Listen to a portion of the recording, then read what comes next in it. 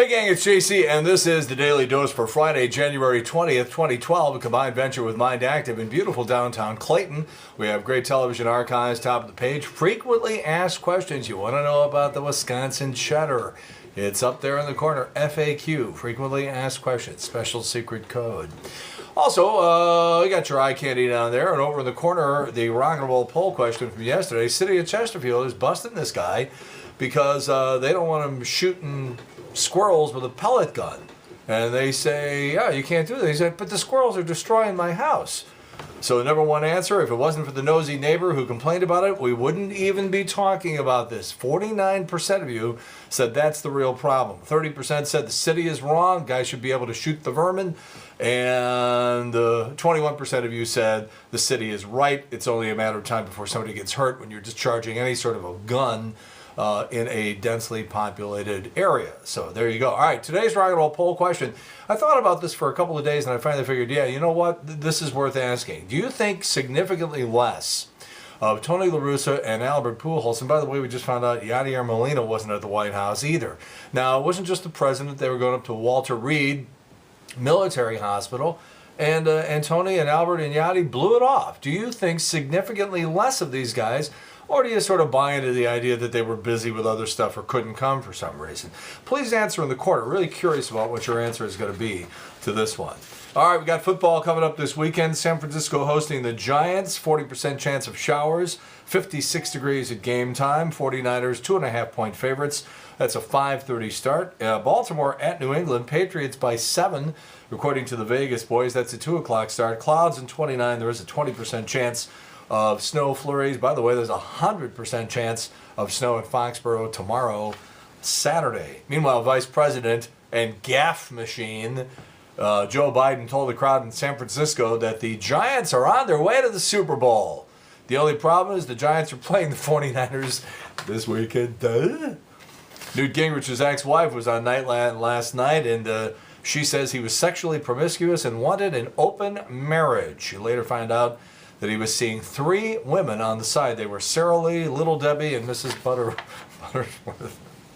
All right, so more hostile, passive-aggressive crap from the St. Louis Rams. So they're going to go play in London, and they're going to play 1 game a season for each of the next 3 years overseas. 1 less home game. Don't complain about the condition of the Dome and how it's got to be, you know, one of the 8 most beautiful stadiums in the NFL, and then leave for one of the games. Speaking of football, 3 days ago, I guess it was, I pick up a story that Rob Lowe, who's very, very close with the management team at the Indianapolis Colts, somebody apparently told him that Peyton Manning is going to retire. Okay, so I go ahead and I tweet that and I say, Rob Lowe says Peyton Manning's going to retire. And of course, the tweet creeps start attacking me. It's like, hey, I'm just telling you that Rob Lowe said it. So then people started saying, no, that's not true. We double checked down at the Ursays are basically saying it ain't happening. Rob Lowe was on Ellen yesterday, and he's sticking with the story. So let's see how the whole thing pans out. Would it be that much of a leap of faith to imagine Peyton Manning retiring at this point? Guy can't play anymore. Hurt.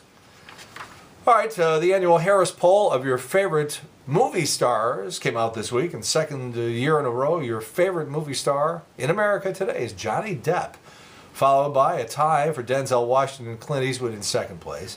Tom Hanks is fourth. John Wayne has been dead for 32 years, is in fifth place. George Clooney is sixth. Sandra Bullock, the only woman on the list, is seventh. Harrison Ford at 8. Will Smith 9.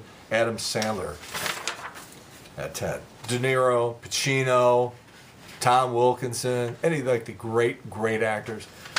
Us Weekly says there's trouble in paradise. That Angelina Jolie hates Stacy Keibler, George's new girlfriend, and at the same time, George ain't that crazy about Angelina. Ooh. So you're watching American Idol?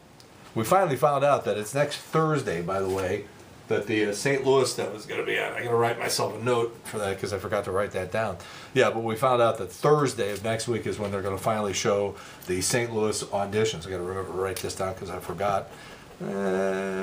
St. Louis. Okay, we got that. So anyhow, 11th season premiere 21.6 million viewers, nothing to sneeze at, but that's down 18% from last year. All right. By the way, Amy Brumfield, she was the chick that was on, I guess it was Tuesday night, Wednesday night. The days are running together. I don't know. She's the girl who made the auditions, who lives in a tent out in the woods, and they went out there and they showed the tent and everything like that. Well, it turns out she pretty much enjoys what she's doing. According to TMZ, Amy has been arrested 6 times over the past 7 years, and several of her run-ins were, well, alcohol related. Let's just put it that way. One of the favorite stories is an arrest in 2010. She got so wasted that she peed on herself inside a Baskin Robbins. All right, so you got your DVR, and you're just boop, boop, boop, through the commercials. And that has become a major problem for the advertisers, and they've been trying to figure out what to do about this. There was even going to be a thing where they were going to disable your DVR so you couldn't, if you had TiVo, you weren't going to be able to zip through the commercials. And they were like, got shouted down on that one. So now they're trying to figure out, well, how do we get these messages through? And it's called product placement. And if you were watching Hawaii Five-0 the other night, you saw what was basically a 50-second commercial. I mean 50 as, not 15, 50, 5-0. Commercial for Subway. These guys get into a conversation about how great Subway is while they're eating Subway sandwiches. We're sitting there going, well, what are they doing? It's product placement. You're going to see a lot more of it, because if you are zipping through the commercials, the advertisers say, okay, we're going to pay, you're going to be watching the Whitney. Geez, I hope you're not. But if you're watching that show, and all of a sudden they're just going to be like drinking Coca-Cola products. And some of the shows and movies and stuff like that have already done it a little bit, some more than others, but they're saying that this could be the wave of the future. Let's see. All right, guys, it's not you. Even scientists from Yale have determined that you can't find the G-spot. They say it doesn't exist. Sure is a lot of fun looking, though, isn't it? Most popular drink in America right now, the margarita, according to the survey of the Beverage Information Group. There was one. So you got your margarita at number 1. Second place, the martini, followed by rum and coke. Cosmopolitan breaks the top 5. The most popular vodka, Absolute, narrow margin winner over Grey Goose. Chardonnay repeated as the most popular wine to order in a bar. In hotels and clubs, drinkers prefer Merlot. And the most popular craft beer, Sam Adams. For imported beer, Corona won over Heineken. Cardinal spring training tickets go on sale tomorrow, Saturday, at the usual outlets. Pitchers and catchers report in a month. Extremely Loud and Incredibly Close opens this weekend in St. Louis. Tom Hanks, Sandra Bullock, and a little kid they found on Jeopardy, Teen Jeopardy, Thomas Horn. It is possible for you to dislike a 9/11 movie, and let me just tell you a little bit about this. It has a little bit of a Sixth Sense quality to it, sort of. In this case, unlike the Sixth Sense, where you were watching the movie, you were really interested, like, where are they going to go with this? Where are they going to go with this? In this movie, when they finally get around to the big finish, I just didn't care anymore. I just didn't care anymore.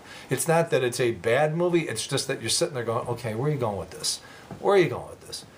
Where are you going? You're looking at your watch going, okay, it's been an hour and 30 minutes, an hour and 40 minutes, and you still haven't told me, obviously this thing's going to go somewhere. By the time they finally played it, that's a very, very touching, heartwarming finish. The last 10 minutes of the movie, they kept me waiting too long, and they did not hold my interest through the majority of the movie. I just didn't care by the time they got to the big payoff. And by the way, not much Tom Hanks or Sandra Bullock in this movie.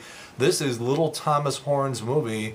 And is he good? Sure, but I don't know if that's enough to keep me in the theater. I'll say 2 out of 5 corks. 2 out of 5 corks for Extremely Loud and Incredibly Close. I'll give the ending a 5, but... All right, we had so much fun with Rick Santorum's picture, his high school picture, earlier this week, and then we put it next to McLovin from Superbad. Decided to go back and look at some of these. So we got Newt, we got Michelle Bachmann, we got Sarah Palin, John Huntsman is going to blow you away, Mitt Romney, Ron Paul. I didn't even know they had cameras when he was in high school, and Herman Cain, who just looked bad. He's looking bad. So we have all those pictures for you. It's on Eye Candy. It's right below what you're looking at right now. All right, JC's rock and roll poll question for the weekend.